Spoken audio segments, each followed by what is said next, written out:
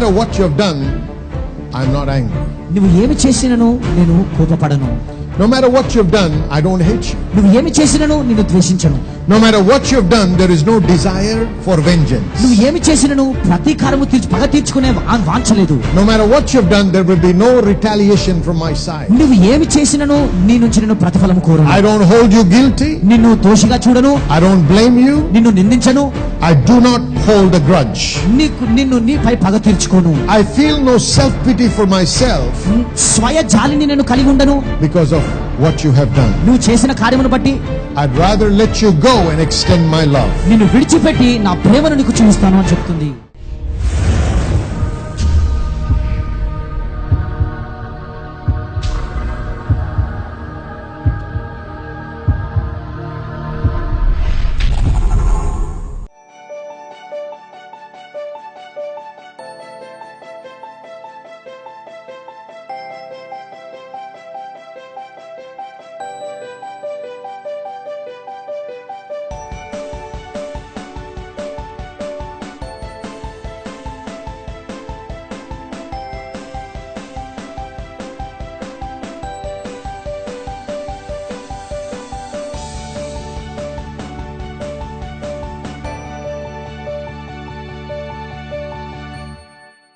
When you harbor bitterness and resentment, ఈ చేదు స్వభావము ఆగ్రహము నువ్వు ఎప్పుడైతే remember it begins to influence your soul. నీ ప్రాణముపై అది ప్రభావం చూపుతుంది. So గుర్తుంచుకోండి. in your behavior కాబట్టి నీ ప్రవర్తనలో and in your relationship, నీ సంబంధాలలో it not only affects your relationship with that particular person, ఆ వ్యక్తితో కలిగిన సంబంధం మాత్రమే but ప్రభావం it చూపుతుంది. affects కానీ all relationships అన్ని సంబంధాలపై ప్రభావం because చూపుతుంది. it has affected your emotion ఎందుకంటే నీ భావోద్రేకాలపై అది ప్రభావం and చూపినది. it just flows from your spirit. నీ ఆత్మలో నుంచి అది ప్రవహిస్తూ ఉంటుంది.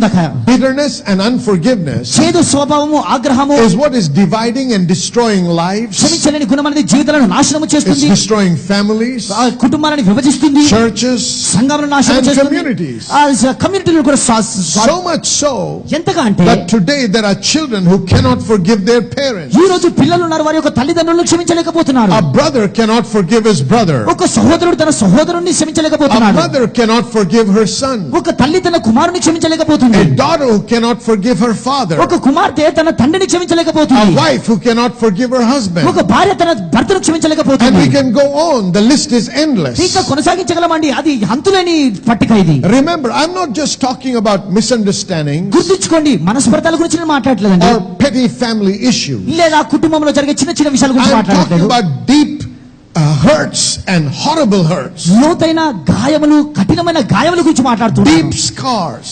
కఠినమైన ఆ మచ్చలు. It just doesn't seem like అది ఇలా కనబడదు. you could be in a position to ever forgive and forget. ఇక వారిని క్షమించి అది మర్చిపోవాలన్న ఆ స్థాయి ఇక మనకు కనబడదండి.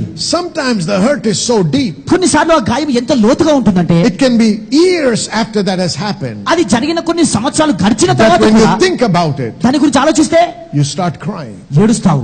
When you think about the person, ఆ వ్యక్తి గురించి ఆలోచిస్తే a hatred begins to well up. ఒకలాంటి ద్వేషము పైకి So వస్తుంది. much so that if it were possible, you would hurt that person right there and then. ఎంతకంటే ఒకవేళ సాధ్యమైతే ఆ వ్యక్తిని అక్కడే గాయపరచాలన్న ఆశ. Because it's being harbored on the inside. ఎందుకంటే నీ అంతరంగంలో అది నువ్వు దాచుకున్నావు. There are many things that people have done. ప్రజలు అనేకమైన కార్యములు And చేశారు. we can understand the pain and the hurt. ఆ బాధ గాయమును అర్థం చేసుకోగలము. Friend, by no means am I saying it is easy to forgive. స్నేహితులారా, క్షమించట చాలా సులువు అని ఏ మాత్రం కూడా నేను And చెప్పట్లేదు. when I say forgive, I'm not just saying stand up and say, Lord, I forgive that person. క్షమించండి అని చెప్పినప్పుడు లేచి నిలబడి ప్రభా నేను ఆయన క్షమిస్తున్నానని There చెప్పడం is కాదు. more to forgiveness than just saying I forgive you. నేను క్షమిస్తున్నానని చెప్పేదానికి దానికి అధికంగా ఉన్నదండి And క్షమాపణ we'll అంటే. be looking at that right in a few minutes. దానిలోకి కొన్ని నిమిషాల్లో మనం చూడబోతున్నాము. Well, what happens when unforgiveness takes deep root in our spirit? క్షమించలేని గుణము మన ఆత్మలో వేరుపారినప్పుడు ఏమి జరుగుతుంది? When it is deep rooted and seated in our heart, మన హృదయంలో అది వేరుపారి ఒక సింహాసనము వేసుకుని కూర్చున్నప్పుడు it keeps reminding you. మీకు అది జ్ఞాపకం చేస్తూ ఉంటుంది. What is remembering? ఈ It says, I will never forget this. ఇది నేను ఎన్నడూ మర్చిపోను. Unforgiveness traps you in the past hurt. క్షమించలేని గుణం అనేది గతము జరిగిన గాయములలో నిన్ను బంధిస్తుంది. And keeps you and makes you relive the past hurt again and again. గతములో జరిగిన ఆ గాయమును మళ్ళీ మళ్ళీ జీవించేలా చేస్తుంది. Every time you see or think of that person, ఆ వ్యక్తి గురించి నువ్వు ఆలోచించిన ప్రతిసారి, వారిని చూసిన ప్రతిసారి, you start reliving the experience.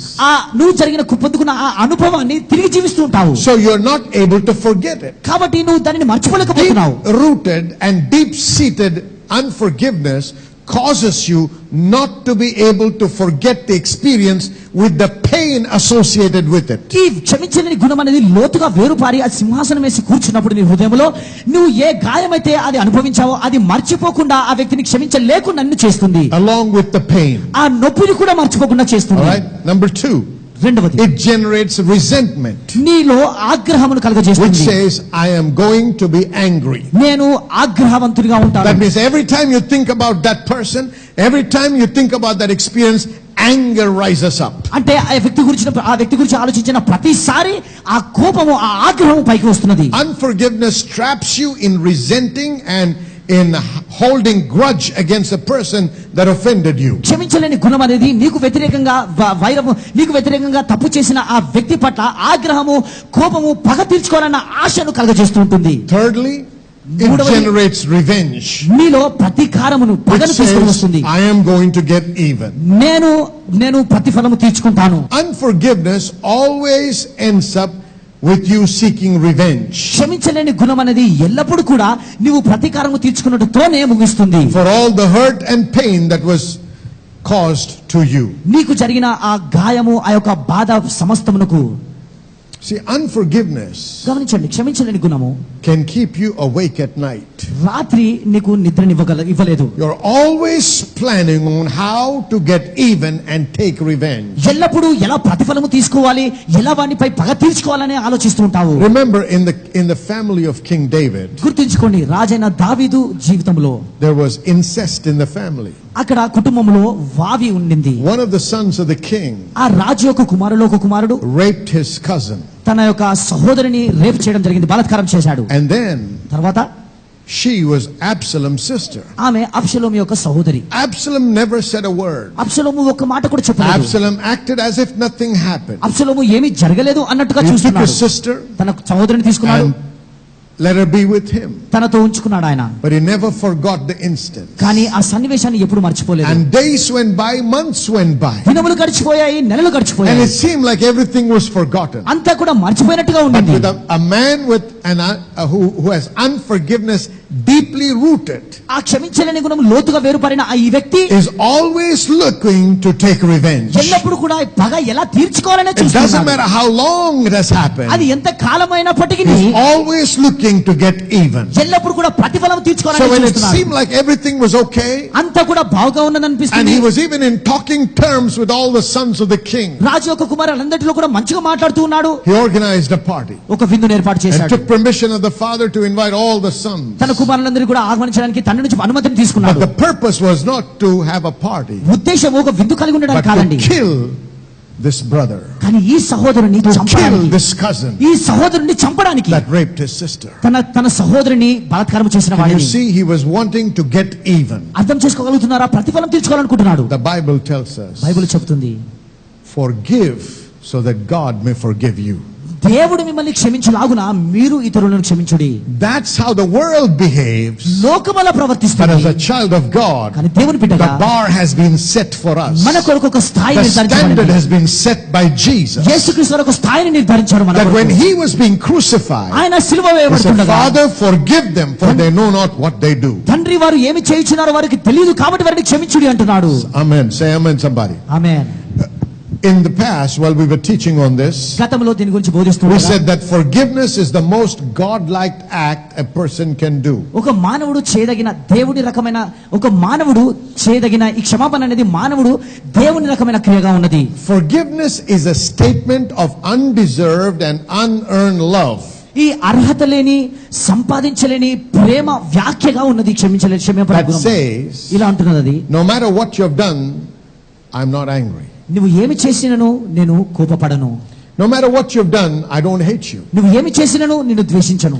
No matter what you've done, there is no desire for vengeance. నువ్వు ఏమి చేసినను ప్రతీకారము పగ తీర్చుకునే వాంఛలేదు. No matter what you've done, there will be no retaliation from my side. నువ్వు ఏమి చేసినను నీ నుంచి నేను ప్రతిఫలము కోరను. I don't hold you guilty. నిన్ను దోషిగా చూడను. I don't blame you. నిన్ను నిందించను.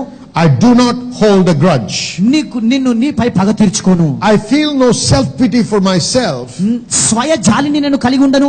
because of what you have done. నువ్వు చేసిన కార్యమును బట్టి I'd rather let you go and extend my love. నిన్ను విడిచిపెట్టి నా ప్రేమను నీకు చూపిస్తాను అని చెప్తుంది. Can you see how challenging this is? ఇది ఎంత సవాలుతో కూడినదో అర్థం చేసుకోవాలనుకుంటున్నారా? It's so easy to preach it, isn't it? ప్రసంగించడం చాలా సులువు అండి. It's so easy to tell others what to do. ఏమి చేయాలో ఇతరులకు చెప్పడం చాలా But సులువు. I'm telling you, it's excruciatingly painful to apply this. కానీ నేను చెప్తున్నాను ఇది అన్వయించుకోవడము చాలా But don't ever forget. కానీ ఎన్నడూ మర్చిపోకండి. If you have the heart to forgive, క్షమించే నీకు హృదయం ఉంటే God will give you the ability to do so.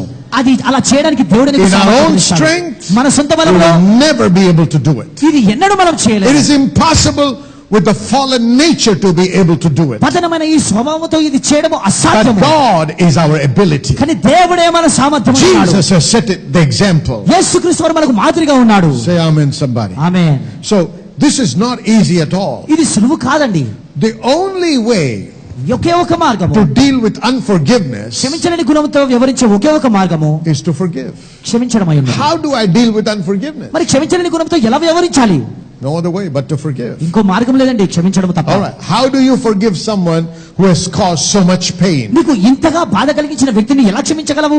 Colossians chapter 3 కొలస్సీయులకు రాసిన పత్రిక 3వ verses అధ్యాయం 12 and 13. 12, 13 And వచనం. I'm reading from the NIV version. NIV తర్జుమా నుంచి చదువుతున్నాను. Therefore, as God's chosen people, holy and dearly loved, clothe yourselves with compassion, kindness, humility, gentleness, and patience.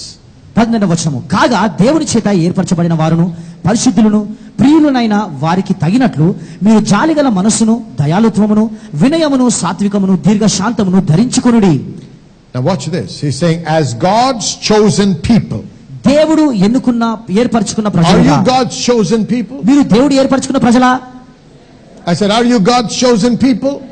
All right. If you're God's chosen people, మీరు దేవుడు ఏర్పరచుకున్న ప్రజలైతే this morning when you came to church, you put some clothes on. ఈ ఉదయము మీరు కొన్ని దుస్తులు వేసుకొని సంఘానికి వచ్చారు. Here, the Bible is telling us, clothe yourselves. ఇక్కడ బైబిల్ సెలవిస్తుంది మీరు ఇలా ధరించుకొనుడి. Not with just these clothes on the outside, but on the inside. బాహటంగా ఈ దుస్తులు మాత్రమే కాదు కానీ మీ With అంతరంగంలో compassion. జాలిగల మనస్సును, Everybody say compassion, kindness, దయాళుత్వమును, and humility. వినయమును. So as people of God, we should be full of compassion and kindness. కాబట్టి దేవుని బిడ్డలుగా జాలిగల మనసు, దయాళుత్వం, వినయముతో సాత్వికము కలిగి ఉండాలి. And now he says in the next verse, తర్వాత వచనం అంటున్నాడు, bear with each other and forgive one another. ఆ ఒకడిని ఒకడు క్షమించుడి. If any of you has a grievance against someone, forgive as the Lord forgave you. ఎవడైనను తనకు హాని చేసినని ఒకడు అనుకుని ఎడల ఒకరినొకడు సహించుచు ఒకరినొకడు క్షమించుడి. ప్రభువు మిమ్మును క్షమించులాగున మీరును క్షమించుడి. Has God forgiven you? దేవుడు మిమ్ము క్షమించాడా? I said, has God forgiven you? దేవుడు. Then the Bible says, as God has forgiven you, you got to forgive. అప్పుడు బైబిల్ చెప్తుంది దేవుడు మిమ్మల్ని క్షమించిన లాగున మీరు కూడా ఇతరులను క్షమించాలి. Let me remind you something. ఒక మాట జ్ఞాపకం చేస్తాను. Every one of us ప్రతి ఒక్కరము has been forgiven. క్షమించబడ్డాము. And there are things that you have done and said in your life మీ జీవితంలో కొన్ని కార్యాలు చేశారు, కొన్ని మాటలు చెప్పారు. that only He knows and you know. ఆయనకు మాత్రమే తెలుసు, నీకు మాత్రమే And తెలుసు. if they're exposed, అవి వెలుగులోకి వస్తే, if God exposes them, దేవుడు దానిని వెలుగులోకి you తెస్తే will not know where to hide your face. నీ ముఖము ఎక్కడ దాచుకోవాలో నీకు But in తెలియదు. His forgiveness, తన క్షమాపణలో He has cleansed me in His blood. తన రక్తంలో నన్ను ఆయన కడిగాడు. Amen. Before you point your finger at somebody and talk bad about that person, నీ వేలెత్తి ఒకరి వైపు చూపి ఆ వ్యక్తి గురించి చెడుగా మాట్లాడక ముందుగా remember there are things in your closet. గుర్తించుకోండి, నీలో కొన్ని విషయాలు ఉన్నాయి. There are some skeletons in your closet నీ గదిలో కొన్ని విషయాలు ఉన్నాయి that have not been exposed. అవి వెలుగులోకి But in His రాలేదు. mercy, తన కనికరములో He has cleansed you నిన్ను క్షమించాడు. and is presenting you as the righteousness of God నిన్ను in Christ కడిగి Jesus. యేసుక్రీస్తులో దేవుని నీతిగా. So we got to learn to forgive even as he forgave us. ఆయన మనల్ని క్షమించిన లాగున మనము కూడా ఇతరులను క్షమించడం నేర్చుకోవాలి. Ephesians chapter 4 verses 31 to 32. ఎఫెసీయులకు రాసిన పత్రిక 4వ అధ్యాయము 31 In the New Living Translation, new living తర్జుమాలో it says, చూసినట్లయితే get rid of all bitterness, rage, anger, harsh words and slander, as well as all types of evil behavior. సమస్తమైన ద్వేషము, కోపము, క్రోధము, అల్లరి, దూషణ, సకలమైన దుష్టత్వమును మీరు విసర్జించుడి. Listen, this is instruction to every child of God as he is learning to live in the kingdom. దేవుని రాజ్యంలో నివసించడం నేర్చుకునే ప్రతి దేవుని బిడ్డకి ఒక సూచనగా ఉన్నది. You don't have the choice to decide whether you will want to do this or not. ఇది చేయాలా లేక చేయకూడదా, చేస్తే బాగుంటుంది. If you choose to live in the kingdom, దేవుని రాజ్యంలో నివసించడం then you got to choose to live according to the word. ఈ వాక్యానుసారంగా జీవించడం నేర్చుకోవాలి. So get rid of all bitterness, కాబట్టి సమస్తమైన ద్వేషమును, rage, కోపము, anger, క్రోధము, harsh words, అల్లరి, all types of evil behavior. దూషణ, సకలమైన దుష్టత్వము. Instead, be kind to each other, ఒకరి ఎడల ఒకడు దయ కలిగి, tender hearted, కరుణా హృదయులై, forgiving one another just as God through Christ has forgiven you. క్రీస్తునందు దేవుడు మిమ్మల్ని క్షమించిన ప్రకారము మీరును ఒకరినొకరు క్షమించుడి. Time and again, మరి చెప్తున్నాడు, in the gospel సువార్తలో and in the epistles, ఈ పత్రికలలో we are being reminded జ్ఞాపకము that as చేయబడుతున్నాము, God forgave you, దేవుడు మిమ్మల్ని క్షమించిన రీతిగా don't forget God forgave you. దేవుడు మిమ్మల్ని క్షమించడాన్ని Don't మర్చిపోకండి. forget God forgave you. దేవుడు మిమ్మల్ని క్షమించడాన్ని And just మర్చిపోకండి. as God forgave you, దేవుడు మిమ్మల్ని క్షమించిన రీతిగా God expects that you and I forgive others that have hurt us. మనల్ని గాయపరిచిన ఇతరులను కూడా మనం క్షమించాలని దేవుడు కోరుతున్నాడు. Somebody say amen. Amen. The Greek word for forgiveness క్షమాపణ అన్న మాటకు గ్రీకు పదము in these verses that we read మనము చదివిన ఈ వచనములలో means దాని యొక్క అర్థము let go, విడిచిపెట్టుట, to cancel, కొట్టివేయుట, to remit, తుడిచివేయుట, to release, విడుదల చేయుట, to pardon, క్షమించుట, and letting it pass over. దానిని దాటి వెళ్ళిపోవుట. That means no way will you hold it in any sense. ఏ రీతిలోనన్నా నువ్వు దానిని పట్టుకొని ఉండవు. It is gone, it is forgiven, it is gone, it is released, you have let go, and there is no more of that inside you. అది క్షమించబడింది, విడుదల చేశావు, విడిచిపెట్టావు, ఇక నీలో అది ఏ మాత్రము లేదు. In this context of forgiveness means ఈ క్షమాపణ అనే సందర్భం గమనిస్తే letting go of the past. గతమును విడిచిపెట్టుట. All right, don't hold it, let it go. దానిని పట్టుకొని ఉండకండి, విడిచిపెట్టండి. Canceling what you believe is owed to you by the person who hurt you. ఏ వ్యక్తి అయితే నీకు గాయపరిచాడో ఆ వ్యక్తిని ఆ చేసిన గాయమును కొట్టివేయుట. Releasing the pain of the hurt, ఆ గాయమునకు జరిగిన ఆ యొక్క బాధనంతా కూడా విడిచిపెట్టుట. by which you release yourself. తద్వారా నిన్ను నువ్వు విడుదల చేసుకుంటున్నావు. Pardoning the person who hurt you. నిన్ను గాయపరిచిన వ్యక్తిని నువ్వు క్షమించుట. Letting go of the feelings of resentment and revenge. ఆగ్రహము, ద్వేషము, పగ అనే ఒక భావములన్నీ కూడా విడిచిపెట్టుట. You might say, but Pastor, that's all great to hear and to preach. Pastor గారు వినడము, ప్రసంగించడం How చాలా do I do బాగుంది. it? ఎలా చేయాలి మరి? Where do I get the power to do it? ఇలా చేయడానికి శక్తి ఎక్కడి నుంచి వస్తుంది Remember, నాకు? we need power to forgive. గుర్తించుకోండి, క్షమించడానికి మనకు శక్తి కావాలి. And as I said before, if you're willing, God will make you able. ముందు చెప్పినట్టుగా నువ్వు చిత్తగిస్తే దేవుడు నీకు సామర్థ్యతనిస్తాడు. Sister Priyanka has been coming to our church for some years now. It is in this house that she learned to stand on the word for any situation. They were facing a land dispute for the last 10 years, and every time they were fighting this case, nothing was really working out. Recently when pastor announced about sowing towards the building fund, although they were facing, their family was facing the land dispute for the last 10 years, and they did not have the required amount to give towards the building fund, this sister took a step of faith and she vowed to give towards the building fund. Immediately after she made that vow, she testified this evening that the court case was turned in their favor, and the 10 years case that they were fighting was turned in their favor, and the land was given to them, because of which this sister was able to fulfill the vow and she gave towards the building fund. Besides that, her mother also had severe pain in her knees. This sister has been coming to our church, and one day a word was released regarding this condition. She received that word for her mother. She stands here to testify that without any medication, without she having to undergo a surgery, that mother is completely healed, totally off medication now. Also, her aunt her aunt's husband had applied for a divorce. Both the husband and wife were on the verge of a divorce. Again, a word was released for family restoration. Sister received that word today, that auntie and that uncle are living together. They have given up on the idea of a divorce, and that family has been restored. This sister also was suffering with severe hair fall. She was in one of our services, and Pastor Merlin specifically released a word regarding her condition. She also suffered with sinus for several years. A word was released also for this. For both of that, she received a word, and she stands here to testify that the hair fall has completely stopped. She is totally healed of sinus condition. No more medication, no more visits to the doctors. God's power has made her whole. All glory to Jesus. మన మధ్యలో ఉన్నటువంటి ఒక sister Priyanka గారు మరి 2013 నుంచి ఇక సంఘానికి వస్తున్నారు. ఇక్కడికి వచ్చిన తర్వాత దశంభాగం చెల్లించడము, విత్తనం నాటడం గురించినటువంటి మన ఆత్మీయ సత్యాలు నేర్చుకుని దాని ప్రకారంగా తను కొనసాగిస్తున్నారు. ప్రత్యేకించి మరి 10 సంవత్సరాలుగా వాళ్ళకి రావాల్సినటువంటి ఒక భూమి విషయం అక్కడ సేద్యపరుస్తున్నటువంటి ఒక ఫార్మర్ మరి అది ఇవ్వకుండా ఎంతగానో తృణీకరిస్తున్నారు. ఎన్నిసార్లు వెళ్ళి మాట్లాడినా కూడా ఆ యొక్క ల్యాండ్ వాళ్ళకి రావట్లేదు. అటువంటి సమయంలో సెప్టెంబర్ మాసంలో డివైన్ రెస్టరేషన్ అనేటువంటి మాట పాస్టర్ రాజు గారు విడుదల చేశారు. ఆ మాటను స్వీకరించారు. అదే నెలలో మరి బిల్డింగ్ ఫండ్ కొరకు పాస్టర్ గారు పిలుపునిచ్చి మరి ఆ విత్తనం నాటమన్నప్పుడు ఆ యొక్క విషయం కూడా తీసుకొచ్చి మరి ఆ యొక్క విత్తనం నాటడం జరిగింది. దానికంటే ముందు వాళ్ళ హస్బెండ్ గారు జాబ్ విషయమై మరి విత్తనం నాటి సూపర్ న్యాచురల్ గా మరి ఆ యొక్క ఉద్యోగం పొందుకున్నారు. ఆ ఉద్యోగం పొందుకున్న తర్వాత మరి ఒక బిల్డింగ్ ఫండ్ కూడా వాళ్ళు ఆ యొక్క విత్తనం నాటడానికి సహాయం చేశారు. అదే సెప్టెంబర్ మాసంలో 10 సంవత్సరాలుగా రానటువంటి మరి ఆ యొక్క భూమి మరి ఆ యొక్క వ్యక్తి వచ్చి ఆ కుటుంబంలో జరిగిన ఒక విషయం ఏంటి అంటే మరి వాళ్ళ కుటుంబంలో ఒక్కొక్కరుగా చనిపోతున్నారు. వచ్చి మీ భూమి మేము ఇచ్చేస్తాము, ఇక మీ భూమి మీద మేము ఎక్కడ కూడా అడుగు పెట్టము అని చెప్పి వాళ్ళు తిరిగి ఆ భూమి అంతా కూడా మరి సహోదరికి ఇచ్చివేయడం జరిగింది. మరి బిల్డింగ్ ఫండ్ కి సేవ చేసినందుకు 10 ఇంతలు తిరిగి నేను పొందుకున్నాను అని సహోదరి సాక్ష్యం ఇస్తున్నారు. అది మాత్రమే కాదు, వాళ్ళ తల్లి గారు మరి మోకాళ్ళ నొప్పితో బాధపడినప్పుడు సంఘంలో పాస్టర్ మర్లిన్ గారు ప్రత్యేకమైనటువంటి మాట మోకాళ్ళ నొప్పుల కొరకు విడుదల చేసినప్పుడు వెంటనే ఆ మాట తన తల్లిగారి పక్షంగా పొందుకొని సంపూర్ణమైన స్వస్థత ఆవిడ మరి పొందుకోవడానికి సహాయం చేశారు దేవుడు.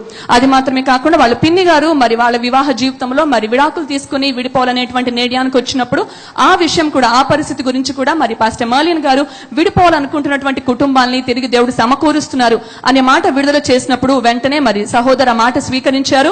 మరి వెంటనే ఆ కుటుంబంలో కూడా దేవుడు అద్భుతం చేశారు. విడిపోదామన్న తలంపు వాళ్ళు వదులుకొని తిరిగి మరి కలిసి జీవించడానికి గొప్ప సమకూర్పును మరి పొందుకొని ఉన్నారు. మరి అద్భుతంగా తనకు కూడా మరి సైనస్ తో బాధపడేవారు, మరి హెయిర్ ఫాల్ తో కూడా బాధపడేవారు. ఆ 2 సమస్యల విషయమై కూడా మరి సంఘంలో మాట కొరకు ఎదురు చూశారు. తన ఆశించిన రీతిగా తన పరిస్థితి గురించి మాట విడుదల చేయబడింది. వెంటనే స్వస్థత కూడా తన పొందుకున్నారు. మరి తన మాత్రమే కాదు, మాట ద్వారా తన కుటుంబంలో అనేకులు కూడా ఆశీర్వదించబడడానికి దేవుడు సహాయం చేశారు. ప్రభువైన యేసుక్రీస్తు నామానికే సమస్త మహిమ కలుగును గాక. Forgiveness we receive from Christ క్రీస్తు ద్వారా మనం పొందుకునే ఈ క్షమాపణ was not obtained easily. అది అంత సులువుగా మనం పొందుకోలేము అండి. It was not cheap. అది చవకది కాదు. That's why please understand. అందుకే దయచేసి గ్రహించండి. Grace is not cheap. కృప అనేది చవక కాదు. It costed God everything that he had. దేవుడు తన దగ్గర ఉన్న సమస్తమును కోల్పోయాడు. He gave his only begotten son. తన ఏకైక కుమారుని ఇచ్చాడు. Can you imagine the pain that the father went through? తండ్రి అనుభవించిన ఆ బాధను గ్రహించగలుగుతున్నారా? He saw his son on the cross. తన కుమారుని శిలువ వైపు చూశాడు. He became sin. పాపిగా మారాడు. He had to separate himself from his son. పాపముగా మారి తనను తను His వేరుపరచుకోవాల్సి only వచ్చింది. begotten son. I don't know if you're a believer or not. If you're a believer, you have a name that is above every other name. Whatever the devil stole from Adam through deception, Jesus got it back with a butt.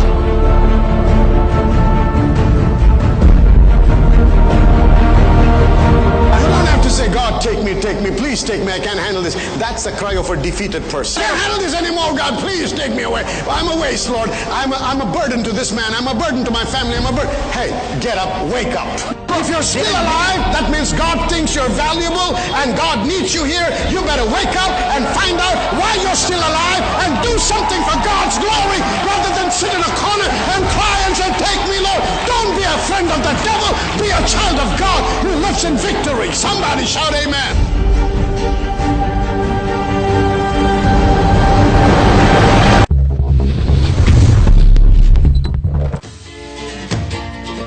We learned many things like character development and how to build a character to experience the God blessing in our life.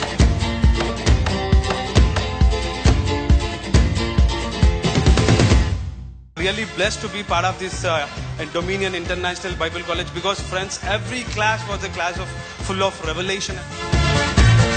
the more I am exposed to the Word of God, I realize that the more ignorant I am, and I have learned so much of the Bible college.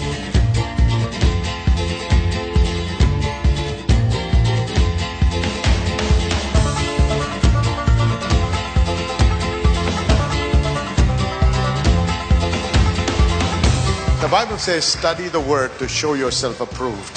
Just coming to church, you can't learn much. That actually you need to learn to build your life in God.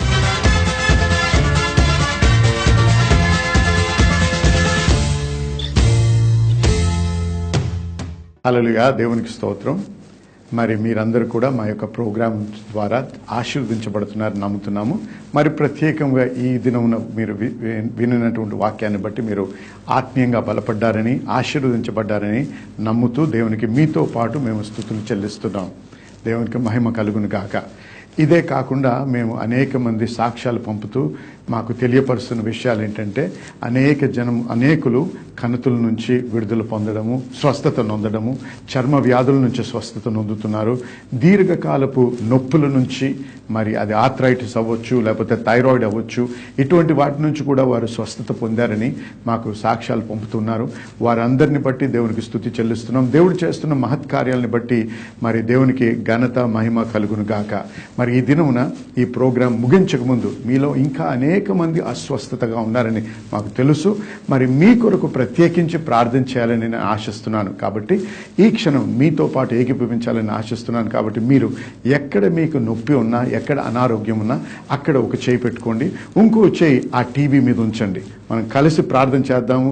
ఇద్దరు ఏకీభవించి అడిగి ప్రార్థన చేసినప్పుడు దేవుడు ఖచ్చితంగా అనుగ్రహిస్తానని వాగ్దానం ఇచ్చాడు కదండి.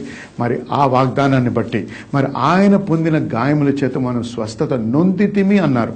దేవునికి స్తోత్రం, హల్లెలూయా. నొందబోచటం లేదు, మనం నొందితిమి. కాబట్టి నమ్మండి, విశ్వసించండి. ఈ ప్రార్థన చేసినప్పుడు దేవుని యొక్క శక్తి, దేవుని యొక్క ఆత్మ మీ మీద వచ్చి మిమ్మల్ని తాకి మిమ్మల్ని స్వస్థపరుస్తారని నేను నమ్ముతున్నాను. కాబట్టి దయచేసి ఏకీభవించండి. ఇప్పుడు ప్రార్థన చేద్దాం. పరిశుద్ధ దేవా, మీకు స్తుతి చెల్లిస్తున్నాం. మీకు మహిమ కలుగును గాక. ఈ సమయంలో ప్రతి బిడ్డ ఎవరైతే నాతో ఏకీభవిస్తున్నారో, ఎవరైతే అనారోగ్యంతో అస్వస్థతతో బాధపడుతున్నారో, ఎవరైతే సాతాను యొక్క బంధకములో ఉండి వాటి నుంచి విడుదల పొందలేని మరి బంధించబడిన స్థితిలో ఉన్నారో వారందరి నిమిత్తం ప్రార్థన చేస్తున్నాం. ఈ సమయంలో ప్రభా యేసు నామములో ప్రతి విధమైన అనారోగ్యాన్ని, నొప్పులను, చర్మ వ్యాధులను, మరి ఆర్థరైటిస్ ని, థైరాయిడ్ ని, రకరకాలైన బాధల నుంచి విడుదల కలుగును గాక అని యేసు నామములో ఆజ్ఞాపిస్తున్నాం ప్రభా. ఎందుకంటే మీరు ఇచ్చిన వాగ్దానాన్ని బట్టి, మీ వాక్యాన్ని ఆధారపడి ప్రభా మీకు స్తుతి చెల్లిస్తున్నాం. మీ వాక్యమును బట్టి, మీరు పొందిన గాయములను బట్టి ప్రభా మీ బిడ్డలు ఈ క్షణమే స్వస్థత నొంది తీరి ప్రభా. కాబట్టి మీకు స్తుతి చెల్లిస్తున్నాం. మీకే మహిమ కలుగును గాక. మీకు స్తోత్రం. హల్లెలూయా. ఏకీభవించిన వారందరూ కూడా నాతో పాటు ఆమేన్ చెప్పండి. హల్లెలూయా. నేనైతే నమ్ముతున్నాను మీరందరూ కూడా స్వస్థత నొందారని. మీరు పొందినప్పుడు, అది అనుభవించినప్పుడు మరి ఏమాత్రం ఆలస్యం చేయకుండా మా నంబర్లు మీకు కనపడుతూ ఉంటాయి, మా ఫోన్ నంబర్లు, వాటికి ఫోన్ చేయండి, మాకు తెలియపరచండి. మీతో పాటు మేము కలిసి దేవుణ్ణి స్తుతించడానికి మాకు మంచి అవకాశాన్ని కలిగించండి. మీకు దేవునికి స్తోత్రము, మహిమ కలుగును గాక. మళ్ళీ మనం తిరిగి మీతో ప్రార్థన చేయడానికి మరొకసారి దేవుడు తరుణం ఇచ్చినప్పుడు ఖచ్చితంగా చేద్దాం. దేవునికి మహిమ కలుగును గాక. ఆమేన్.